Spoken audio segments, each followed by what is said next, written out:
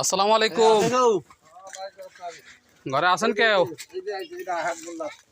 এই আপনাকে জন্য একটু ইফতারির ব্যবস্থা করছিলাম, শুকনো ইফতারি, ছোলা মুড়ি খেজুর ছিঁড়ে দিয়ে কয়েকদিন ইফতারি খাইয়েন, দোয়া করেন। আসসালামু আলাইকুম, ভালো আছেন? এই যে হালকা একটু ইফতারির ব্যবস্থা করছিলাম আপনাকে জন্য। প্রতিদিন রান্না করে খাওয়ান তো সম্ভব না, এই জন্য একটু ছোলা মুড়ি